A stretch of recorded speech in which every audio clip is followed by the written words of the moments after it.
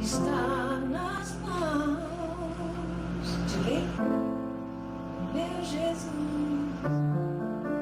Ao lado da família, as mãos desta mulher dedilham as notas de uma melodia que acompanhou enquanto esteve praticamente morta. A história de Bianca Toledo é inacreditável. Um ponto de interrogação para a ciência. O fato é que a vida dela poderia ser facilmente enredo de um filme dramático. Tragédias não faltaram para ela, mas junto veio a fé, a certeza de que tudo foi um verdadeiro milagre. O drama teve início em 2010. Na época, com 31 anos, Bianca tinha uma vida normal. Estava casada e à espera do primeiro filho. Aos 8 meses de gestação, sentiu fortes dores. E foi aí que tudo começou. O intestino dela havia se rompido. Eu cheguei na maternidade vomitando um líquido preto com placas de sangue. Eles diziam que eu estava com uma úlcera. E eu já estava vomitando fezes. E por 4 dias eu vomitei fezes sem diagnóstico, até que resolveram me abrir e descobriram que já tinha fezes por toda a cavidade abdominal e resolveram tirar o bebê. Eu já estava inconsciente. Eu acabei broncoaspirando essas fezes no caminho para a sala de parto. Foram para os meus pulmões. Eu fui entubada, não vi o bebê nascer, não vi nada. E aí começou a minha saga. Bianca passou mais de 4 meses internada. Os prontuários empilhados dos médicos diziam a mesma coisa. Ela iria morrer. Não existe laudo nem histórico dentro da literatura médica de nenhum caso como o meu. Hoje eu sou o único caso no mundo de falência múltipla de órgãos por mais de 4 meses sem nenhuma atividade orgânica, com septicemia, 18 minutos de parada cardiorrespiratória, já com lesão cerebral, diversas sequelas motoras, que tenha sobrevivido e se recuperado da maneira como eu me recuperei. A ciência dos homens explica que os rins, após 2 meses inalterados, sem funcionamento algum, estão condenados. Os rins da Bianca ficaram totalmente paralisados, inertes, morosos, sem vida alguma durante 4 meses. Isso até hoje não tem explicação, né, Bianca? Não tem explicação e eu não tenho sequela renal nenhuma. Eu tenho 100% do funcionamento dos meus rins. Quando o médico disse, Bianca, milagre tem limite. Naquela tarde tinham me colocado um espelho na minha frente. Eu não tinha a menor ideia de como eu estava. E eu confesso que eu tive um choque quando eu vi que eu estava careca, com o rosto afundado, já com uma imagem de desnutrição muito grande, a pele escura. E naquela noite eu perguntei para Deus assim, o que sobrou de mim? No dia seguinte o médico foi trocar as minhas fraldas. Tinha 4 litros de urina. É lindo testificar que nós podemos confiar em algo que nós não vemos e que quando todos os nossos recursos concretos, materiais chegam ao seu fim, a gente ainda pode acreditar que existe um socorro divino.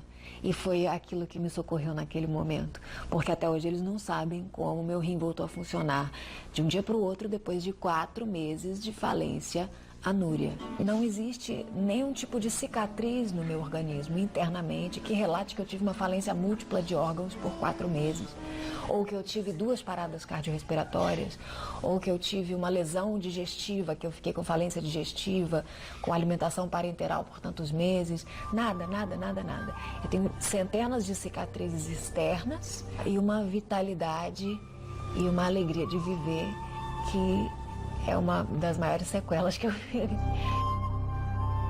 E as narrativas de Bianca vão muito além. Entram em um universo em que os nossos olhos não alcançam, de um milagre espiritual. Apesar de ser cristã já há 20 anos, há 5 anos atrás, houve um marco na minha história. Porque eu descobri que a minha espiritualidade é de qualquer pessoa, ultrapassa o poder da religião.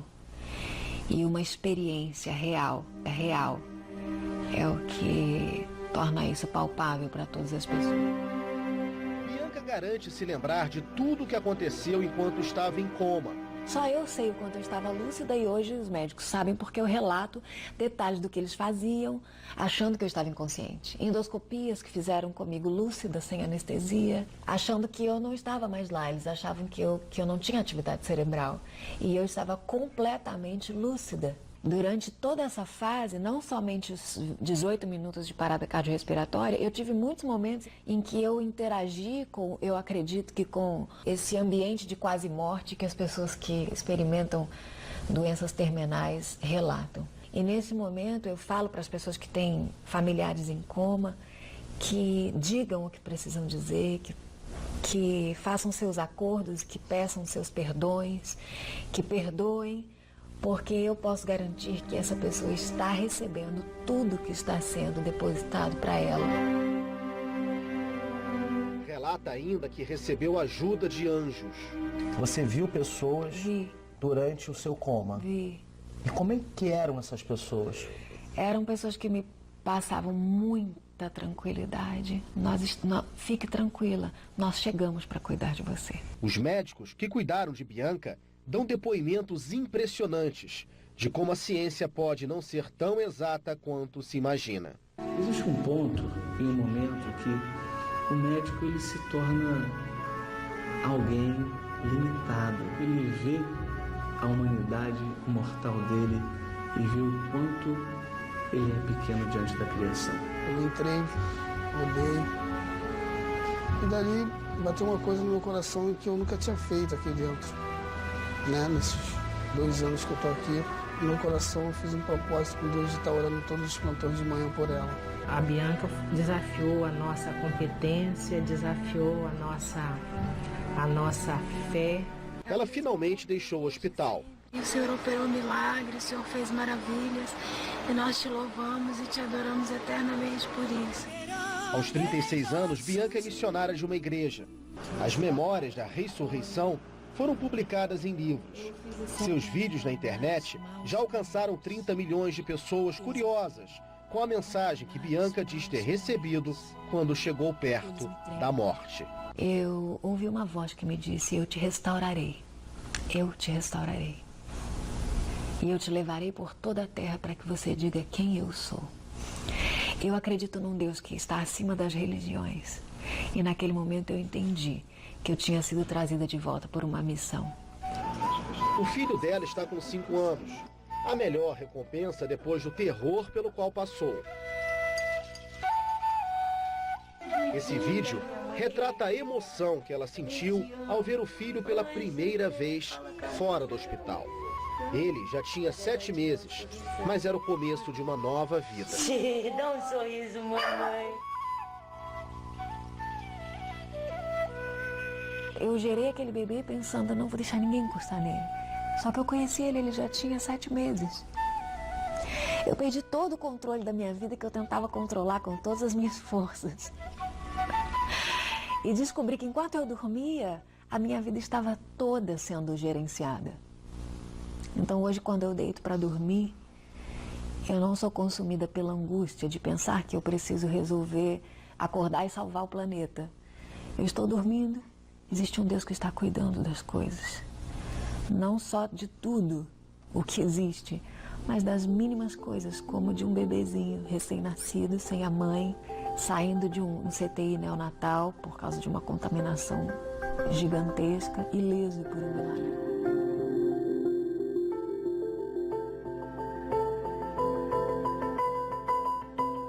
Passeando pelo jardim, percebemos uma Bianca renascida. A minha responsabilidade é muito grande porque eu sei que eu vivi um milagre e milagres têm um poder que ultrapassa o poder da religião e eu consigo falar de Deus com pessoas que não acreditavam que Deus existe até me conhecer. Uma mulher que transpira paz e carrega uma mensagem de amor ao próximo. A Bíblia diz que nós não devemos dever nada a ninguém a não ser o amor. E eu falo que eu acordo devedora todos os dias. Porque quando eu me lembro da quantidade de pessoas que oraram por mim sem me conhecer, eu penso, meu Deus, eu não sabia o que era caridade.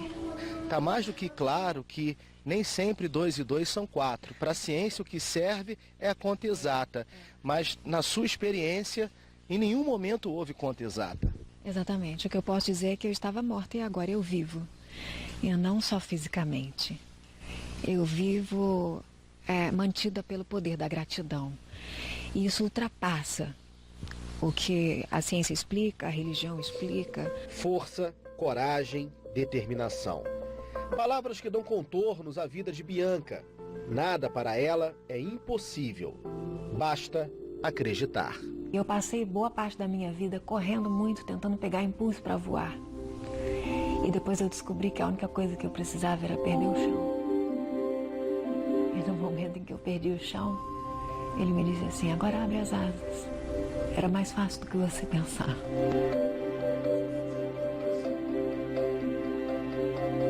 Bianca falou sobre os anjos do céu, mas depois do intervalo, a gente vai ver que existem anjos também na terra. E eles aparecem quando mais precisamos.